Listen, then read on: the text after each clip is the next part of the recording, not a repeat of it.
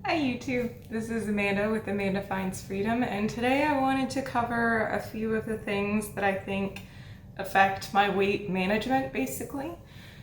Different hacks, specifically products that I have picked up over the years that I use at least for now. There are a variety of them.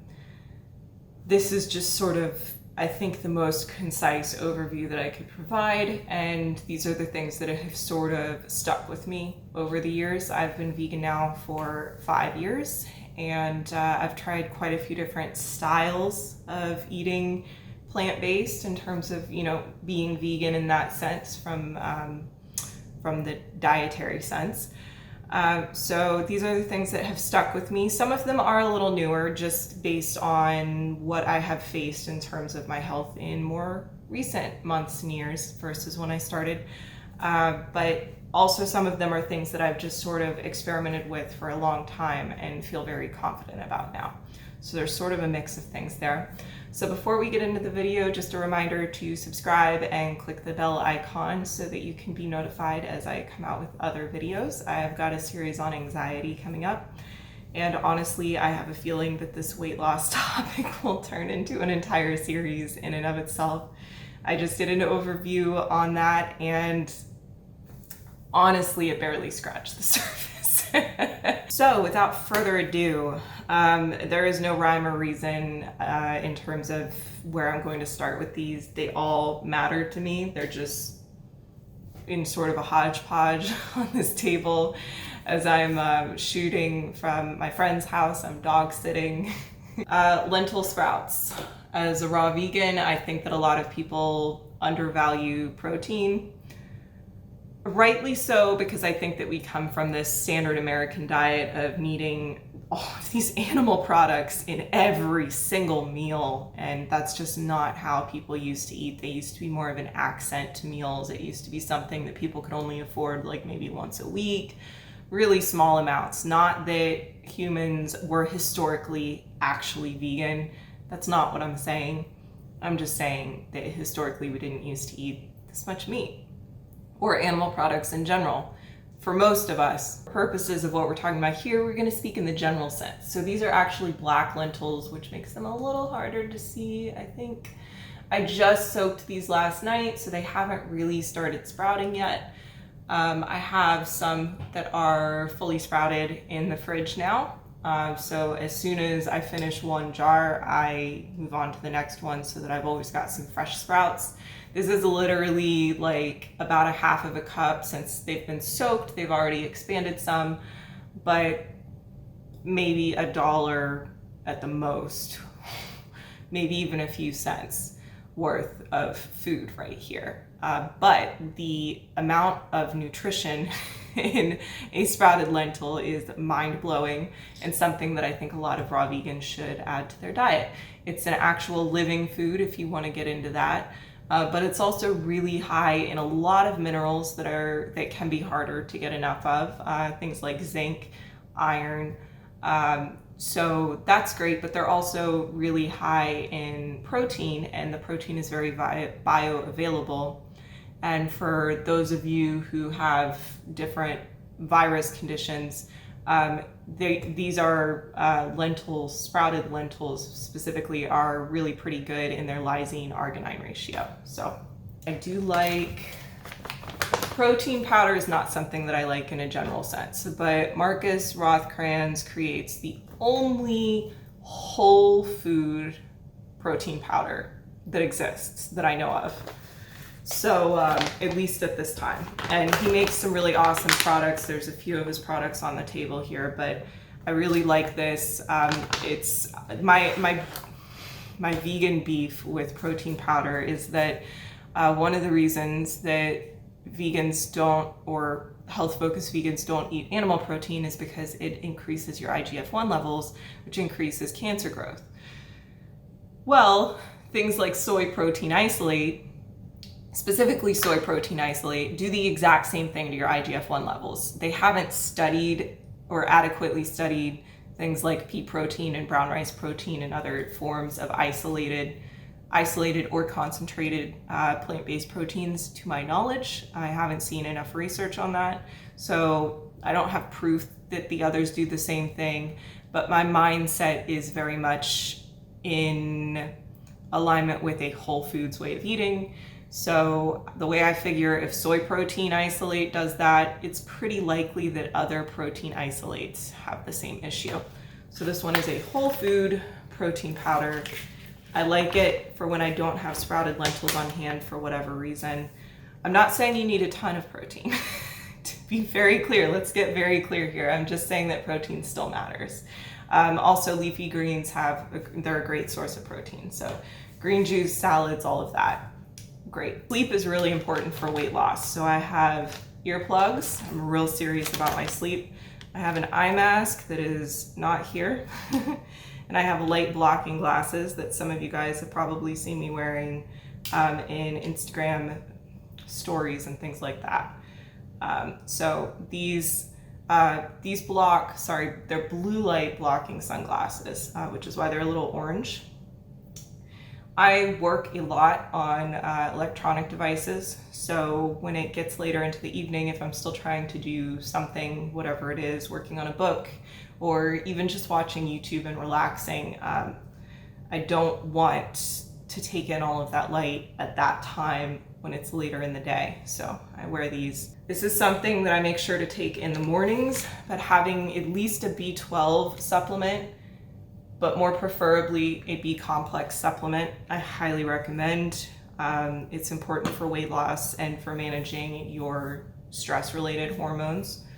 Another thing that I might have in the morning, if I feel like I want it, I almost never have caffeine. I definitely don't have coffee, but if I do feel like I need a little extra boost, I will have some organic green tea, partially because it also comes with green tea naturally has something, I don't know if I'm pronouncing this right, L-theanine, I think it's L-theanine. You guys can correct me in the comments below, which help moderate your stress levels and your stress hormones, which has been a thing for me in the last like 3 years and just continuing to escalate. So that's why I choose green tea if I want something like that. I always have every morning now is another Marcus Rothkranz supplement he makes. So these are whole food freeze-dried powders, which is, in my opinion, what a vitamin should actually be. It helps you get a lot of nutrition in quick, but it's very naturally occurring nutrition that your body can sort of still self-regulate.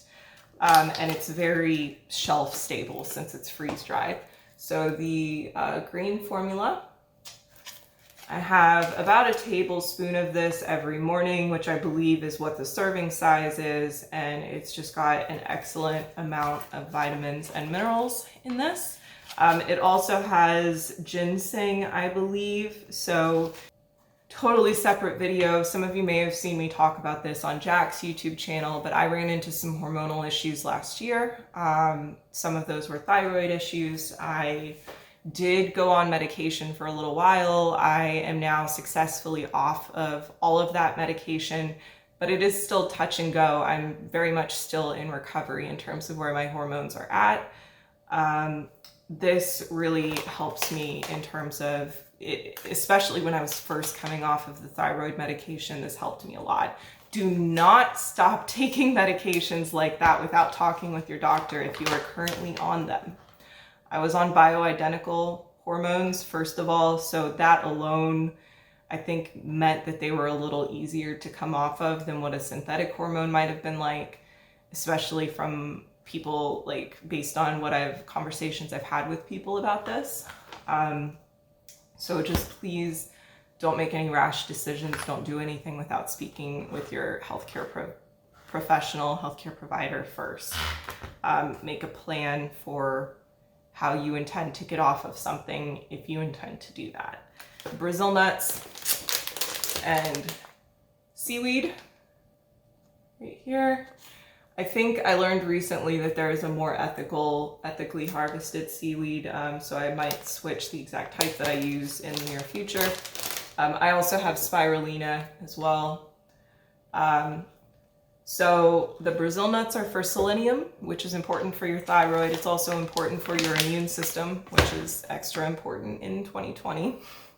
And then the seaweed, the nori and the spirulina is important for iodine. Again, important for your thyroid. Also for sleep, I have ashwagandha. It helps with your cortisol levels. This actually isn't my preferred brand, but in a pinch, it has worked. The other one was sold out. I will link both of them below in the comments. This is just an herb that helps your body regulate things like adrenaline and cortisol levels, which I had way too much of after some stressful events the last few years. This I will start taking a little bit in the morning, and then I'll have it at least once or twice more throughout the day, but in the evening the dose will be much higher. This is another Marcus Rothkranz freeze-dried powder formula that I use called Night Rebuild. I will use it shortly before bedtime, maybe an hour before bedtime, about half a tablespoon. This stuff's really strong. It does help me sleep. It has something called saw palmetto in it that it helps me sleep, among a lot of other things. I don't know if I haven't done the research on this one in terms of how it actually affects your hormones at night, but your body does rebuild pretty much everything. It goes into a rejuvenate mode when you're sleeping, but it rebuilds and replenishes your hormones as you sleep overnight as well. So this sort of helps support that. And I was sort of making too much of some hormones and not enough of others. So that does seem to have helped with some of my progesterone levels and things like that. I will take some turmeric, usually most days. This is a really strong anti-inflammatory, which can be an issue with weight loss, but for me specifically, I have a history of having an IBD. So in general, I just want to do everything I can to keep inflammation low. I missed this one. Also, having come off of progesterone, a bioidentical progesterone, I did add in a DIM supplement recently. My intention is to come off of this supplement by eating a lot more broccoli and then sort of come off of that slowly so that I don't have to eat massive amounts of broccoli in the future at some point. For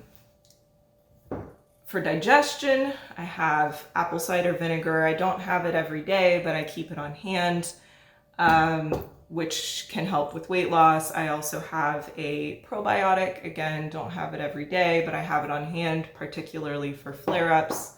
Can help with weight loss. And papaya seeds, same thing. These kind of taste like wasabi. And you have to be careful. You don't want to eat a ton of those. No more than like a half a tablespoon to a tablespoon a day. And only for a short period of time. You don't want to use them long term.